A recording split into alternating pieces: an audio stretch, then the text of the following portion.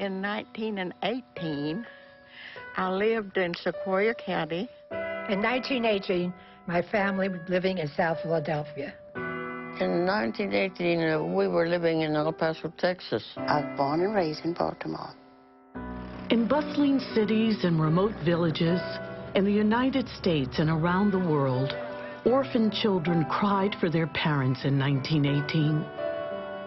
People of all cultures struggled with the same terrible threat.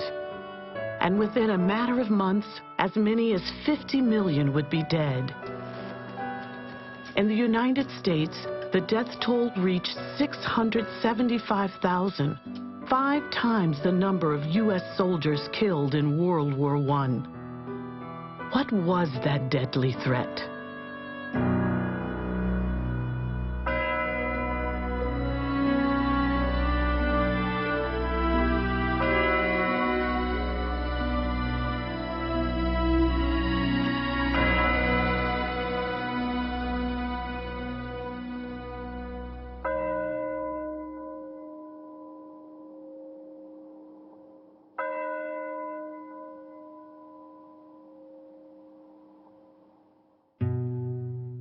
There was many, many people that died. We had just come from a few years before from Mexico, where we were living, on account of the revolution, the Mexican Revolution. I was about 10 years old. I was the oldest, and my 4 brothers and sisters of the family, only my dad and my sister, my smaller sister, did not get it. My 2 brothers were in one room sick. I was sick in the other bedroom with my mother. My poor dad and sister had to be our attendants and see what they could do for us. Influenza gave you such high fever. Mother told me that I thought her black hair was a cat, and I was afraid of it with the delirium from the high fever. People were left very weak with it on account of that high fever. And all schools and all public places and every place was closed. I guess nearly 2 or 3 weeks.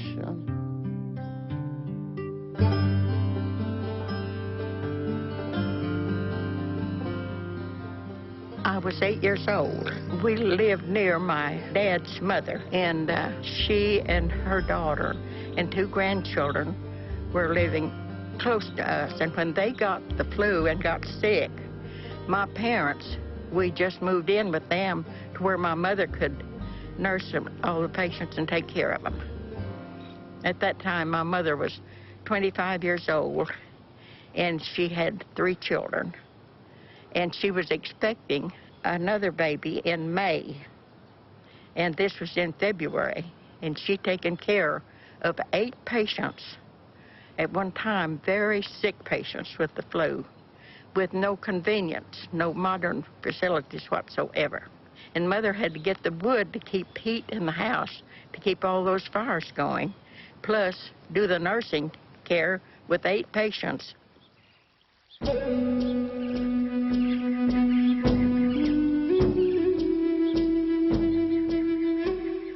My father's name is Tellus for Reina, but he always went by Tellus Good Morning. Good Morning was his Indian name. At that time, he was working in Tennessee for a DuPont company. Every time anybody was sick, he would always bring up the story about how he got sick while he was in Tennessee and how a lot of people from the village that had gone were brought back sick. They were brought back in a train, he said. Some of them had passed away in Tennessee. In 1918, my mother was like just 11 years old, but she remembers they lived on the south side of the village. She remembers that church bell would ring every day, that there's a certain bell for a notice for the death.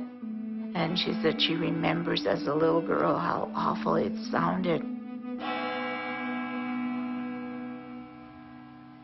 In 1918, as now, most people didn't think of influenza as a disease that could lead to death. We suffer through the flu season every winter. In the U.S., the flu season usually peaks between January and the end of March. The symptoms of a cold are usually a runny nose, sometimes low-grade fever, and just feeling a little wiped out. Influenza, on the other hand, is much, much more pronounced than that. People will generally have a high-grade fever, absolutely no energy whatsoever, muscle aches, headaches, a fairly dry cough. With a common cold, you may feel bad for a couple of days, but after 4 to 5 days, you're starting to feel yourself again. With influenza, it's sometimes 2 weeks or more. Really severe can go on to cause pneumonia. Complications from the flu cause an average of more than 200,000 hospitalizations every year in the U.S., and an average 36,000 people die from those complications. During seasonal influenza epidemics in the United States, there are certain groups that are at higher risk for complications. Young children, in particular those less than 2 years of age, elderly people, particularly people 65 years and older, persons of any age who may have certain underlying chronic conditions, for example, asthma, chronic lung disease, chronic cardiovascular disease, and in addition, pregnant women are at higher risk for complications from seasonal influenza. While seasonal influenza is a serious health threat for people at risk of complications, the outbreak of influenza that swept the nation in 1918 and early 1919 killed over 500,000 people in the U.S. when the population was only a third of what it is today.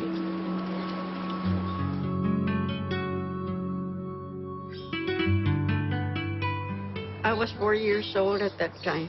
I was living at the Trujillo Ranch in Members, Haywood, New Mexico. My mother was the midwife, and she tended to the people, delivery of babies and all that kind of thing. She used to take me with her to go and visit the new mothers, and I loved to go see the new babies. And I cried because at that time she didn't want to take me with her because she was tending to the sick and the dying.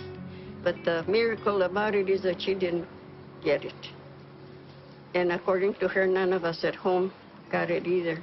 She would tell me about how people would die, sometimes two in the same bed, and they had no funeral services or anything like that. They would just carry them off to bury them. It was very hard for them to keep up burying the dead because they were dying so fast. One thing that stayed in my mind, because I used to hear it even later, was the pounding of the nailing of boards together, making, I call them boxes, coffins for the people. Whether people called it influenza, the grip, or the Spanish flu, it was clear this was not the flu that comes every winter. Today we know that influenza is caused by a virus, the influenza virus. We know that the virus spreads from one person to another through droplets when people cough and sneeze, or through contact with the virus on someone's hand or a contaminated surface. In 1918, no one knew what caused it, where it started, or how to stop it. They were scared because it happened so rapidly, and they didn't know what was going on, what was happening, why. There were few communities in the U.S. so small or isolated that they were sheltered from the waves of deadly disease that swept around the world. The influenza of 1918 even touched remote Inuit villages in Alaska, sometimes killing every man, woman, and child, or killing the adults and leaving the children with no one to care for them.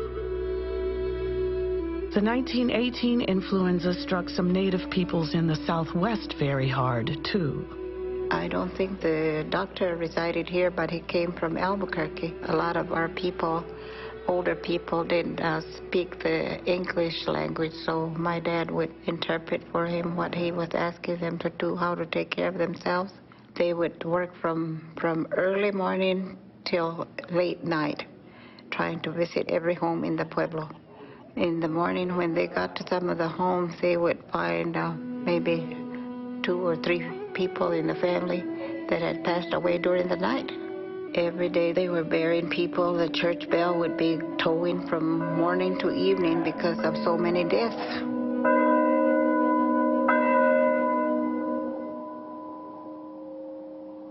The Bureau of Indian Affairs sent Dr. D.A. Richardson to investigate the situation in the pueblos near Albuquerque, New Mexico. He wrote, "The strength of the pueblos was not taken with the aged or markedly with the infants, but from the young adult life of the tribe." And this was true around the world. With the influenza that hits us every fall and winter, most healthy adults are sick for a week or two and recover. When people die of the flu, it's almost always the very young and the very old. But the influenza of 1918 was not only much more lethal than seasonal flu, the death rate was very high among young adults. Strong young men and women working to support and care for their families. My parents came to this country from Romania, Bessarabia. In 1918, my family was living in South Philadelphia. I think it was a neighborhood mostly of immigrants. It was a hard life. It was a rough life. My mother and father and my two sisters all had the flu. It was a very sad period. There was like a sadness over the city. When you looked out, you saw hardly anybody walking around. People stayed in their houses because they were afraid. And they said that it seems that if it killed you, it did it fast. Because I remember them telling me that a young neighbor, they saw him coming home. They watched from the window, he coming from work. And the next afternoon, they saw him carried out. He died. Of all the cities in the U.S., Philadelphia had one of the highest rates of sickness and death and the most disruption. The city resisted putting measures in place that might have limited the spread of the flu. Measures such as prohibiting public gatherings where the flu could spread easily. The city allowed a large parade to take place to raise money for the troops fighting World War I. Although the marchers and crowd wore gauze masks, many people caught the flu from those who were already infected. Baltimore fared almost as badly as Philadelphia. Soldiers at Camp Meade, south of the city, became sick in mid-September, and by early October, there were 2,000 cases in Baltimore. Officials hesitated to close schools and other meeting places, which would have reduced contact between the sick and the well. Hospitals and funeral homes were overwhelmed, and the workers who kept the city and its businesses running were too sick to get out of bed. Bethlehem Steel went around and got all these men from down south to operate the mills, and there were just thousands of men coming off from the mills. My father worked for the Bethlehem Steel Company's bakery. The only black baker they ever had was my father, Henry Lindsay. The people were very kind to one another, and there was a place where everybody looked after one another. In the barracks, nobody lived in there but the men who worked for the Bethlehem Steel. Some of them that died, and the men who were around them didn't even know they were dead. Come home and there the man dead. Don't know how long he'd been dead. Because they went to work. Could leave him there in the morning, come back, he's dead in the evening. My mother was sick in everything, and they quarantined us. We didn't visit nobody, and nobody visited us except this lady. This Mrs. Kizzy Thornton. She went round helping everybody who was sick. And I declare that lady never got sick or anything. Back in 1918, I was between 10 and 12 years old, I would say. And I got the flu, and it was just my mother and I. We were two of my friends. We went to elementary school together, and both of them were stricken with the flu. And I would go out to then Bayview Hospital to go visit her. And they'd put her out on a porch in the cold winter time, and they had blankets and a hood on her. But she died. Both of them died at a young age. People didn't understand, and there was no vaccine, but your parents did the best they could for you. The influenza of 1918-1919 was a pandemic, an outbreak of disease around the world which caused serious illness and death. Why was the influenza of 1918 so much more deadly than the seasonal flu we experience every winter? What was different about the influenza virus in 1918? The seasonal influenza viruses that cause annual outbreaks, epidemics in the United States during our fall, winter, and early spring, those are influenza viruses that are circulating among people worldwide. And they are evolving, they're changing just a little bit, but they're human viruses. And so some percentage of the U.S. population and the world's population gets infected every year. Some become ill. Some percent recover from a self-limited illness, and all of these people who survive will have some immunity. Other people get vaccinated, and we receive some immunity through that vaccine. So there are two ways to acquire immune protection. One is through natural infection, in which you recover, you survive, then you have immunity. The other is through vaccination. And vaccination stimulates our body's immune system to produce antibodies against the specific virus strains that are contained in the vaccine. An influenza pandemic is different. An influenza pandemic is the emergence of a very new influenza A virus to which most of the population has not previously been exposed and does not have any immunity, no immune protection. And so what you see is very high numbers, very high percentage of people becoming sick worldwide. In the last 100 years, new influenza viruses have caused 4 pandemics in 1918, 1957, 1968, and 2009. Ultimately, they come from birds, wild waterfowl, ducks and geese, and various other birds. They can get into domestic poultry, chickens. They can also, as we know, get into human beings directly, pigs, various aquatic mammals. They can get into horses. They can get into dogs and cats. So they can take any of these paths, and in theory, they could end up getting into people by either coming directly from a bird or going through a circuitous route in another animal. By a variety of mutations that occur for a number of reasons, these types of viruses can, under certain circumstances, adapt themselves to other species.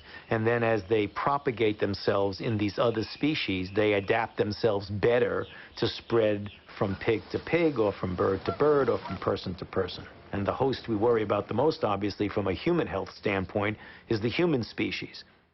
One of my dad's sisters lived pretty close to us, and she had a family of 4 children and her husband, and she was expecting, and she taken the flu, and of course she passed away. She was very sick. She passed away. The ladies that taken the flu that were pregnant, all we ever knew died, and my mother didn't get it. We don't know why pregnant women die of influenza at a high rate, but it's been documented for well over 500 years. One of the biggest risk factors for a fatal outcome from influenza is pregnancy. Whatever the reason, it's pretty clear that pregnant women in 1918 were at very high risk. Pregnant women, of course, are going to be in the younger age ranges, but non-pregnant women and men in that age range were also at much higher risk of dying. Why this happened, we don't know. In any flu pandemic, people die from pneumonia. Some percentage will always die, but it tends to be the older folks, people who have chronic conditions like heart disease and lung disease, pregnant women, infants, and so on. This time in 1918, something very different happened. Otherwise healthy young adults died at a very high rate and constituted a fairly large percentage of the total deaths, something that's never been seen before. Why that happened is a mystery.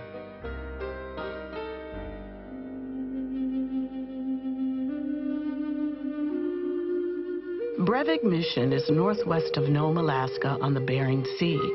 The fact that Brevig exists today is remarkable, since of the 80 residents in 1918, only 5 adults and 3 children survived the flu pandemic. Over 50 years ago, a young man with an interest in viruses found his way to the village. I was a medical student in Sweden, and I decided to travel to the United States and get a master's degree in virology. And then one thing led to the next and to the next, and I decided that go for my PhD. And one day we had a visitor, very prominent virologist, and I remember he's talking about everything that had been done to find out what was it caused the 1918 flu. And then it's like a 15-second comment at the end of his talk. He said, somebody ought to go to the northern part of the world and try to find a victim of the 1918 Spanish flu pandemic buried in the permafrost. And that victim is likely to have remained frozen since 1918. At that time, it was something 35 years or 40 years. And tried to recover the virus. And then he went to something else. And that 15 seconds, I happened to be there and heard it. I immediately went to my faculty advisor to ask him, could that be a subject for my PhD? He said, oh yeah, why don't you go ahead? I happened to have worked during the summer of 1949 for a paleontologist in Alaska. The paleontologist, Otto Geist, had worked on the Breivik Peninsula and knew the missionaries in the villages there.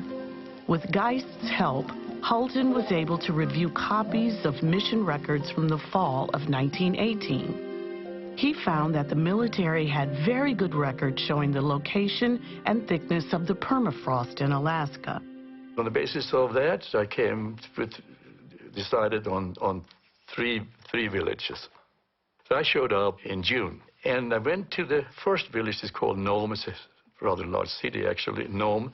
I went into the mass grave at the cemetery and discovered that the river that normally had flowed on the side of the village at some distance away, it had changed course. Since 1918, it had come into the village and melted the permafrost. I could just see it. And then I engaged a bush pilot to fly me to another village called Wales at the Bering Strait. I found where the mass grave was, clearly marked with a large cross. And the bluff had fallen onto the beach and almost excavated or invaded the mass grave. So I figured there is no permafrost here. So the bush pilot flew me to what today is Breivik. But there was no way to land there. I had to land on the beach at some distance away in another village. And then I had to cross some water with a whaleboat. Got across this really sizable water, and then I had to walk about 6 miles in soggy tundra. It was just beginning to melt, and then went on to Breivik. They had a village council, the Council of the Elders, and it's a matriarchal society. So the eldest woman of the largest family makes decisions, or heavily influences decisions. And little did I know that that was going to be very important later on. Fortunately for me, there were 3 survivors of the 1918 pandemic still alive. So I asked them to please tell the other members here of the council what it was like in that November week when 90% of the village died. Then I said, if you allow me to enter the grave, and if I am fortunate enough to come find the right specimen, I will take it back, the specimen back to my laboratory, and if everything works out well, it will be possible for us to develop a vaccine. So in the next pandemic coming, threatening you, we will have a vaccine to immunize you, protect you. And they understood what vaccine was because they had been immunized against smallpox. The matriarch, Jenny Olana, was in favor of that. So that influenced the decision. So they allowed me to open the grave. So I went out on the grave site and started to dig, and in about a foot down I came onto permafrost. Very hard now, frozen ground. And I started a fire. Got driftwood from the beach and climbed up on the bluff, and there were the mass grave, and started to melt the permafrost. And on the end of the second day, I came down about 4 feet, and there I found the first victim. Young child, a girl, I estimated 12 years of age. But the condition of her body at 4 feet from the surface was so good that I was confident that down deeper there will even be better preserved and adults and so on. 72 bodies in that grave. Now, I didn't come alone to Alaska. I had my faculty advisor, influenza virologist. I had a pathologist, one of the professors in the department in Iowa, to perform the postmortem examinations, and then autogeist. So there were 4. I was out there ahead of them to scout the grave, to test dig. A day later, they came to the same beach where I had landed earlier, and we traveled the same way back to Breivik. Now there were 4 of us digging, so we could do it very rapidly. About 3 days later, we were down 6 feet. And then we found 3 perfectly preserved bodies. And the pathologist performed the postmortems on them, and the lungs were perfectly preserved. Then we left, thanked the villagers, closed the grave, and I took some pictures, of course, all the time. So eventually got to Iowa with this, and I started to try to grow the virus, trying to find an alive influenza virus. Week after week after week after week, I got more and more discouraged. And eventually, I had no more specimen. And the virus was dead. And there went my PhD. I could see it fly out through the window in the non-air-conditioned office, by the way, lab I had. I decided to go back to Sweden to continue my medical education. And I was extremely fortunate. I was offered to continue medical school at Iowa. And then I got my MD there, became a pathologist. But back in my mind, I had this memory of not getting my PhD and all the effort went into that, and it was just kind of collapsed.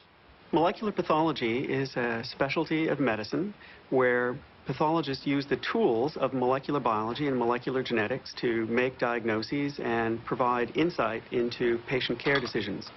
You can make diagnoses of infectious diseases by looking for the genetic material of the infectious organism, the virus or the bacteria, for example. I was in the National Cancer Institute as a pathologist in the 80s, and in 1993, I moved to the Armed Forces Institute of Pathology to set up a new group devoted to molecular pathology, both for clinical molecular pathology as well as research. And one of the things we had to do for both sides of that was to work out ways to recover genetic material from typical biopsy material. The tissue repository at the A5P goes back to the Civil War, so they have a huge collection of millions of tissue samples reflecting all aspects of clinical disease, tumors and infectious disease, including autopsies of soldiers who died of flu in 1918. I wanted to think of a project that would highlight the utility of having such an old tissue archive as well as our new molecular techniques in which we could do analyses. And the way those two things came together in my mind was to go after the 1918 flu. We thought that it might be possible to recover fragments of the genetic material of the virus still preserved in autopsy tissues of people who died in 1918. When we started the project, there were really 2 fundamental questions that we wanted to answer. That is, 1, why was this virus so particularly virulent? Why did it kill so many people, especially young, healthy adults? And secondly, where did this virus come from? We were hoping to learn from what we see in 1918 to apply it to the future, that we could understand how pandemics form and why particular flu viruses cause more disease than others. These tissues were extremely old, and it was not clear that we could actually recover any genetic material at all from these samples. We had to work out techniques and continue to refine the techniques to extract nucleic acids, DNA and RNA, from these samples. We had started this project in 1995, and it took over a year to find a first positive case, to work out our techniques to make sure that we actually could find influenza. Once we had found a first positive case and we started to generate sequence and compare it to known influenza viruses, we were convinced that we had really found the 1918 virus. But we were really concerned that there would be inadequate amounts of material available to us to sequence the whole virus from that material. In March of 1997, in Science News, there it was. 1918 pandemic virus found. A small sequence had been discovered by Jeffrey Tarnberger. I wrote a letter saying, if you need more specimens, let me know, and I will go back to Alaska. I've been there before, I know where it is, I can go back. And I didn't hear anything, And I thought, well, he knows, he thinks I'm a nut, and that was just so bad. He happened to be on vacation, so he didn't get his mail. We were extremely excited about the possibility. We had hoped that if we could recover material from a frozen victim, that the quality of genetic material of the virus might be improved over what we had in these formalin-fixed blocks. And he called me here. So he asked, when can you go? I said, I can't go this week, but I can go next week. And I called up to Breivik. Now, this time, when I come the second visit now in 1997, it so happened it was in August. And that is a much better time to dig in the permafrost. I want to see the missionary. It's another one now. Pastor Brian Crockett is his name. He's still there. And he knew of the excavation that I had carried out in 1951. And he also knew that I had to get permission to do it again. So he said it was very difficult. You may not be able to get a permission this time. But I will introduce you to Rita Olana.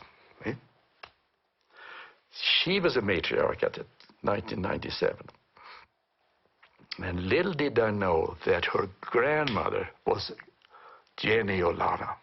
That was it. It would never have happened otherwise. Everything doesn't go wrong all the time. It just looks like that, but it did. Here it is. Crucial. Dr. Holton presented his case to the Breivik Village Council, including Rita Olana. He made sure they understood that the virus was dead and could not cause disease. I also told them how important it is, because your participation, this is where it begins. And you're part of the team now, the villages of Breivik, and I'm the specimen collector, and then Dr. Tarnberger in the Armed Forces Institute of Pathology. These are the three, but it begins with you. And I got the permission to go. I figured no one wants to go in a grave with bodies. So I all set to do it myself. And so one of the members said, would you like to have some help? 4 young men, Eskimos, assigned by the village council, assigned to help me. Because I photographed it with me, I knew where the grave was. So I marked it off. At the end of the first day, we were down to about 4 feet, and I didn't see anything at all, and 5 feet. And the following day, I noticed there are some bodies at 7 feet. Found a skeleton, and then next to the skeleton was a woman, and perfectly preserved. With clothing had fallen off, rotted away, but I could see the skin, and it was of an obese woman. I got it to do the postmortem, and then I took the rib cage off, and there exposed the lungs. And they were the textbook picture of a person who had died from acute viral pneumonitis. Exactly what I needed. The subcutaneous fatty layer, Lucy, and fat inside, of course, also, that had protected the lungs from the occasional thaws of the permafrost that had reached 7 feet down. The Eskimos are not obese. There's not that much food around, and they were active and they had hard work, in particular in 1918. So find one who had extra calories, storage calories. That's just remarkable. And here was a woman who had ample food, had a good husband, good seal hunter, walrus hunter, brought all this food for her. Can you imagine how fortunate? And then I decided, before I leave, I'm going to make new crosses, show my gratitude to the village. I had photographs of the original crosses. I knew how tall they were, the width, everything. I finished my work with the crosses at 1 o'clock, and about 8 o'clock the next morning, the high school kids came, and they helped me put the crosses in. And about an hour later, the bush pilot landed, and I got all my specimens on board, and then I shipped them to Jeffrey Tarbenberger. The advantage that we had was that the formalin-fixed autopsy tissue samples were extremely tiny, just the size of a fingernail, and so were very limiting, where he was able to provide us large sections of an entire lung, so that even though the quality of RNA was lower, we had so much more material to work with, it became absolutely clear that we would be able to sequence the rest of the virus from that material. And I figured it would take weeks and weeks before he had any inkling of that the specimens were good. Like 10 days later, he called and he said, "Joel, we have it. Specimen is good." And we have lots of specimen, great material, and this is going to be wonderful. It was a great day for me because I started in 1955, and finally in 97, here it is, made it. But again, without the Eskimos in Breivik, nothing would have come. The effort to sequence the entire genome of the 1918 virus from beginning to end took 10 years. It was a very laborious process. More than 13,000 pieces of genetic information that had to be put together as a total. So if he gets a sequence or a stretch of the gene, a little piece, so he has it, looking at it here, and her gene is this long, but it's fully built, and this piece, where does it fit in here, or is it in this end here, or is it this way, and what comes to the left and the right, and day after day, month after month, putting these things together, year after year. So 13,000 pieces plus pieces had to form this proper place. And it's incredible. It's clearly a virus that was human adapted, but genetically it's very bird-like in its sequence. It's very avian-like. And so what we think is that it is an entirely avian-like influenza virus that somehow adapted to humans. We now know that there are a number of mutations in several of the genes that are absolutely crucial in the adaptation to humans. And so you could imagine using these mutations as a screening tool to assess the significance of a bird strain as to whether it was actually moving along the path that would make it adapt to humans. If we identify changes that were crucial to allow a bird virus to replicate in humans, you could particularly design drugs that might block or bind to that particular change to prevent a bird virus from actually functioning in humans. The 1918 flu had as its most unique feature the fact that it had a high propensity to kill young adults ages 15 to 40. Even having the entire sequence of the virus in front of us, we do not yet understand why it behaved in that manner. I favor the idea that people in that particular age group might have had the wrong sort of immunity to the 1918 virus, some kind of immune response that actually made them more susceptible to die. In people older than about age 45 or 50 in 1918, there might have been pre-existing immunity to viruses similar to the 1918 virus. We're trying to identify influenza virus positive autopsy tissue samples from before 1918 to try to help us figure out this problem. Jeffrey Tarbenberger's right-hand woman, Anne Reed, very accomplished. She was sent up with a plaque from the AFIP to present it to the village council. If this Tarbenberger's work brings antiviral drugs and good vaccines and the savings of hundreds of millions of lives, it began with Rita, Olana, and Jenny Olana. Another question about the death toll in the 1918 flu pandemic was how people died after they became ill with the flu. Dr. Tarbenberger and Dr. Morens examined not only the autopsy tissues in the AFIP collection, but also autopsy reports from all over the world of people who had died of pandemic influenza. we find that the vast majority of people dying died because of secondary bacterial pneumonia. What we think happened is that a very virulent influenza virus caused such an extensive inflammatory response in the lungs and caused such tissue damage that bacteria like strep or pneumococcus that are very commonly carried in the throat of normal individuals could spread down into the lung and cause a disease that would ultimately actually kill the person. The evidence of the bacterial pneumonias, I think, helps explain why you had such high mortality in military camps, particularly.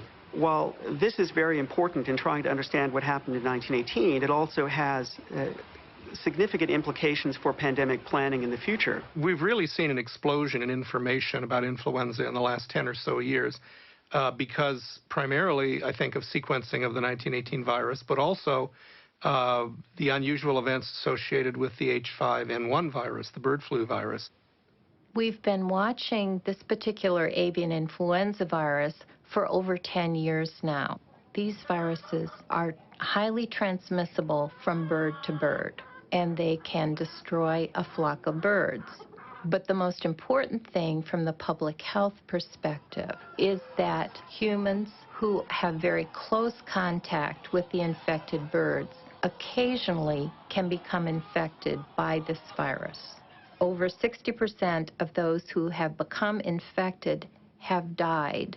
Many more people have been exposed to the virus than have become infected. In order for this avian influenza virus to cause a pandemic, we would have to see a number of changes that would occur in the virus so that the virus could be transmitted easily from human to human to human. The fact that the avian influenza viruses that we're monitoring so closely have been circulating for 10 years and still haven't caused a pandemic doesn't mean that these viruses will not cause a pandemic. We don't know for past pandemics how long those viruses actually circulated, caused infections in humans, and then gained that ability to be transmitted efficiently. So we don't know enough about past history to predict the future. I think the biggest lesson is that we can't predict what influenza will do.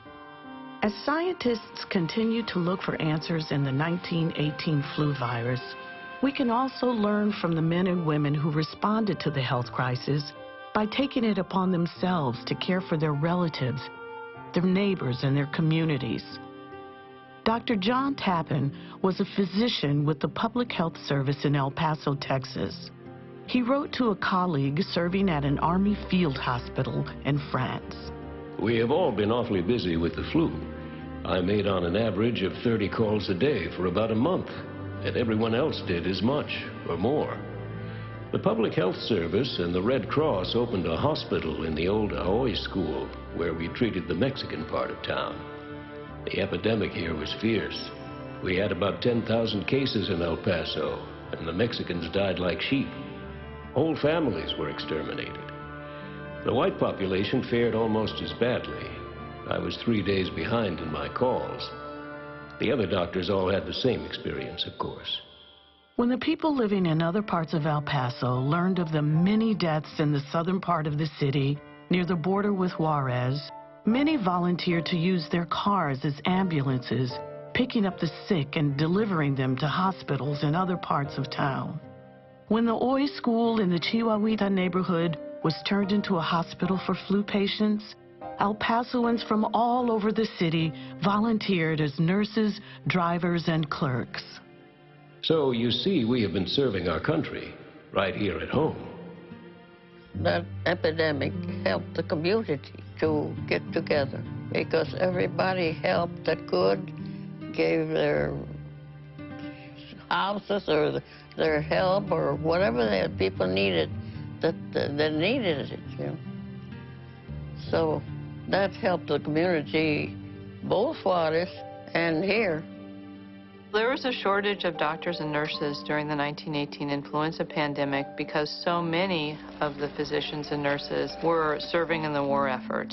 So you had a mixture of both trained medical personnel and those with some training, and those who basically were very civically minded individuals who wanted to participate in tending to the ill. The women who volunteered during the 1918 influenza pandemic were literally putting their lives on the line. They were stepping into a deadly pandemic because they believed that it was their calling and they wanted to do what they believed was their duty. I would say that the activities of volunteers, and particularly women volunteers who rose to the challenge, was absolutely crucial. This is a story of unsung heroes, of forgotten people who really rose to the gravity of the moment. In villages in Alaska, for example, the whole village would become sick at once. There'd be nobody to provide food, nobody to provide shelter. These things can make a difference. And even in wealthy nations like the United States, the conclusion at the end of 1918 and 1919 was that the single most important thing that could save your life from flu was good nursing care. Not medicines, not doctors, not hospitals, but good nursing care. When you first read those things, you're likely to say, oh, that can't be true. What could they do in those days? You know, what's chicken soup going to do? What's a blanket going to do? I believe the data. They're strong, and some of the best and smartest physicians, nurses, and other observers said it again and again, good nursing care. Even though no one knew what caused influenza in 1918, some communities took steps to prevent the spread of the disease.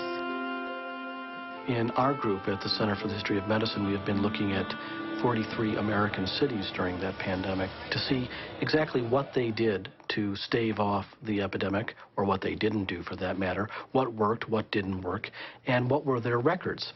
And what we find is that those that acted very early with a suite of classical public health interventions, things like quarantine, closure of schools, banning public gatherings, if they acted very early before the epidemic had a chance to spread to a lot of people, kept these measures on for a long time, and used more than one of these measures at the same time, those cities had a much better record in terms of cases and deaths than those cities that did not. I think there's a mountain of stuff that we're learning from the 1918 pandemic that applies to people today or in the near and distant future. We have learned from the experiences of the 1918-1919 pandemic, but that's only one of the factors that makes us better prepared to deal with influenza pandemics than the world was in 1918. There are extraordinary advantages. Some of them are pretty simple, like experience of what seemed to work in some cities, like social distancing and avoiding crowded places, things that were not necessarily fully appreciated. Some cities did it and did well. But most importantly, we have biomedical and healthcare and technical advances that we didn't have. We have vaccines. We didn't have vaccines then for flu. We didn't even know what the microbe was. When they were dealing with it, many people thought it was some strange form of a bacteria and not necessarily a virus. Number two, we have antiviral drugs, for example, Tamiflu and Influenza and others. We didn't have it then. We have antibiotics to treat the secondary complications, the bacterial complications of influenza. We have much better technologies to treat acutely and seriously ill individuals, like efficient, good respirators, intensive care units, people who have expertise in medicine, that's acute care medicine. All of these things we did not have back then. We have them now. Our parents and grandparents had little warning or chance to prepare. But we know now that influenza has caused pandemics at intervals for at least the last 500 years. Public health officials have been preparing for the next flu pandemic, knowing that it could be a mild pandemic, as in 1968, or a severe, as in 1918. The world is watching a new pandemic flu virus, the novel H1N1 flu virus, which emerged in the spring of 2009. We know that the new 2009 H1N1 virus is in almost every country of the world already. Fortunately, so far, the 2009 H1N1 virus doesn't appear to have that level of severity that the 1918 one had.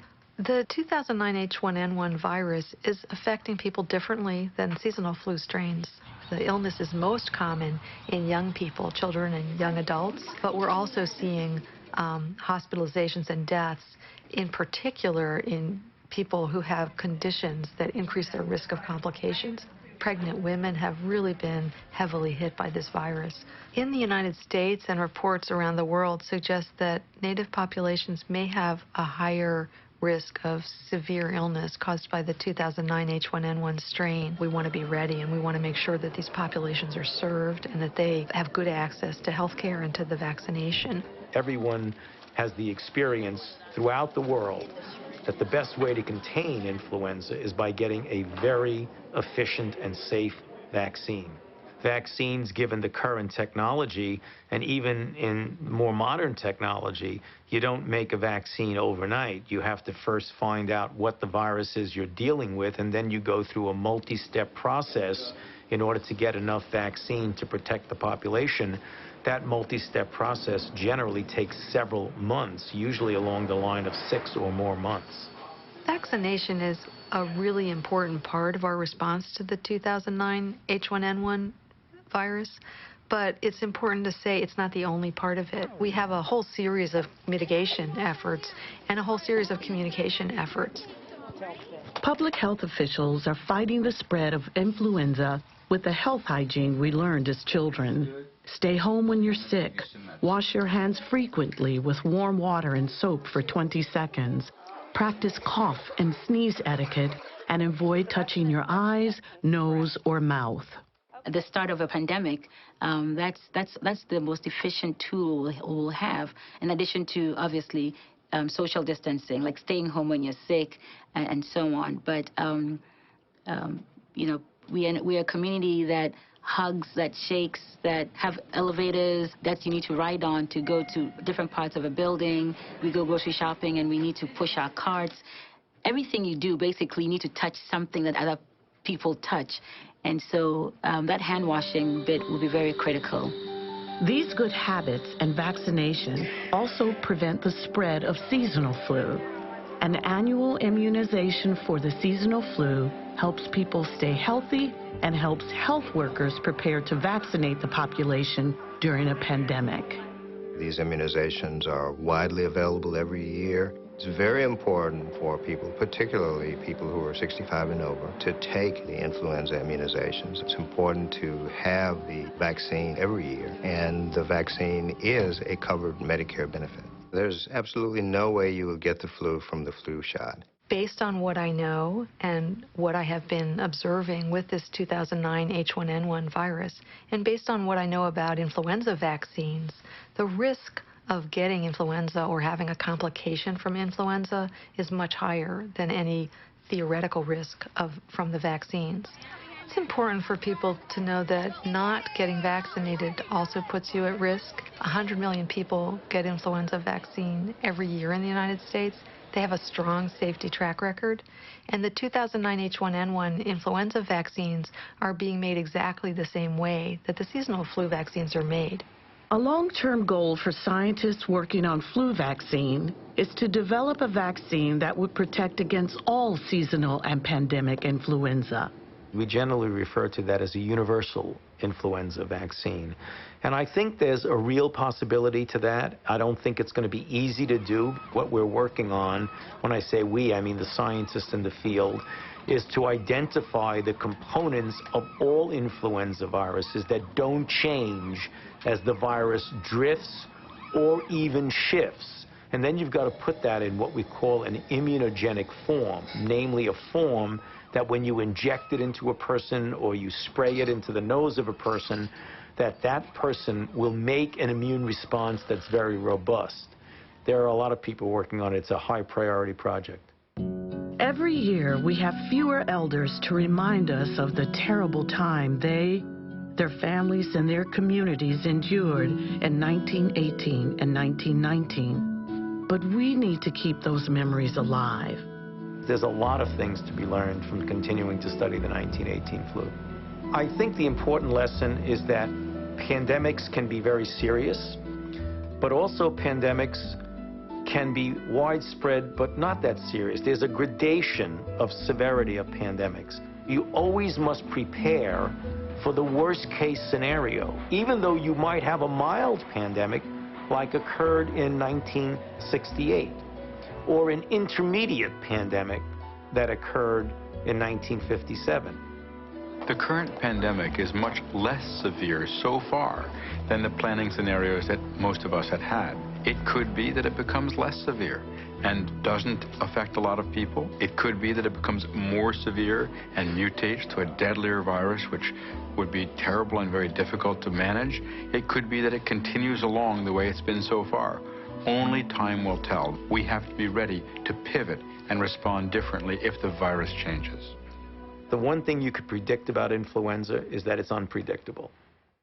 We still know much less than we'd like about influenza, but the experiences of the individuals who endured the pandemic of 1918 and the research into that pandemic continue to contribute to our understanding of the disease.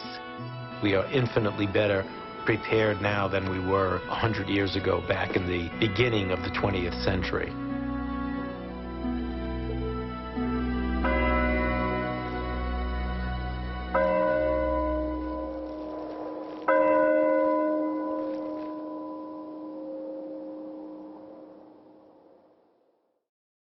For more information about pandemic influenza, visit www.flu.gov and www.medicare.gov.